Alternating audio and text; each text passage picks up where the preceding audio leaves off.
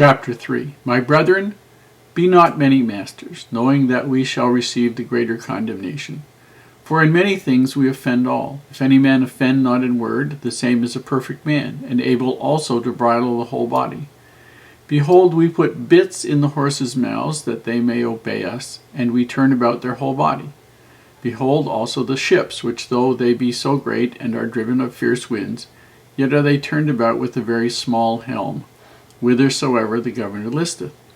Even so the tongue is a little member, and boasteth great things. Behold, how great a matter a little fire kindleth.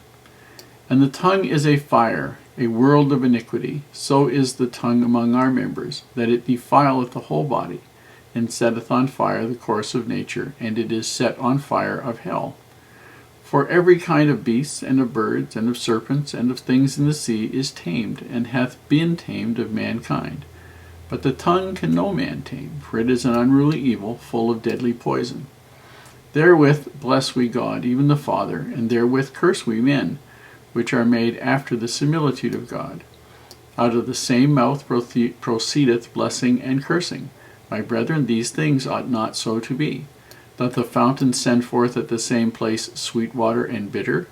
Can the fig tree, my brethren, bear olive berries, either a vine figs? So can no fountain both yield salt water and fresh. Who is a wise man and endued with knowledge among you? Let him shew out of a good conversation his works with meekness of wisdom. But if ye have bitter envying and strife in your hearts, glory not, and lie not against the truth. This wisdom descendeth not from above, but is earthly, sensual, devilish. For where envying and strife is, there is confusion and every evil work.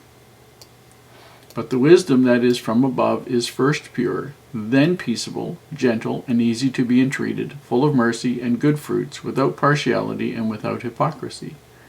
And the fruit of righteousness is sown in peace of them that make peace. Chapter 3. My brethren, be not many masters. That can have two possibilities there.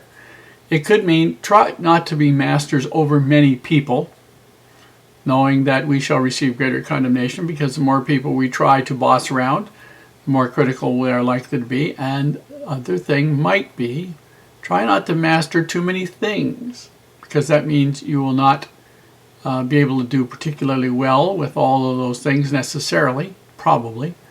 And so as you are able to give less and less time, less and less effort, less and less skill to each thing, then there will be more condemnation, because you're trying overly much to get things done. So we all have strengths. Don't just stick with your strengths, but concentrate on doing the very best you can with those things, and be very good at it before you take on something else. That doesn't mean that you don't do more things than just those few things that you're really good at. It means you do the best you can and then branch out from there. Verse 5. Even so, a little translation problem here, by the way. Even so the tongue is a little member, and boasteth great things. Behold, how great a matter a little fire kindleth. The word matter here actually from Hebrew means wood. And as somebody who uses wood heat, I can tell you that even a small match can set a great pile of wood on fire. And the tongue, that small little member, can cause a huge amount of trouble in a family, in an individual, in life. And there are two sets of problems. Those people who say everything that comes into their mind, as it describes in verse 8, but the tongue can no man tame, it is an unruly evil, full of deadly poison. And because you say things that you shouldn't say, verse 10, out of the same mouth proceedeth blessing and cursing. My brethren, these things ought not so to be. You should say good things. Okay, you don't need to say cursings. People should look forward to what you say, if possible. Then verse 13, who is a wise man? If you think you're so smart, if you think you know so much, and are endued, that means granted with much knowledge, let you show that knowledge out of a wonderful, pleasant, beneficial conversation. all you know, with meekness and wisdom. That's what verse 13 means. There's another side of this, and I think we'll get to it in the next chapter, but that's basically what that one means. Do you know, saying something wisely and well is always a challenge. There are some times when you can say things perfectly fine and people will accept it. Another time you could say exactly the same thing in exactly the same tone of voice, and because the person you're saying it to happens to be testy or has a problem, they will snap back at you.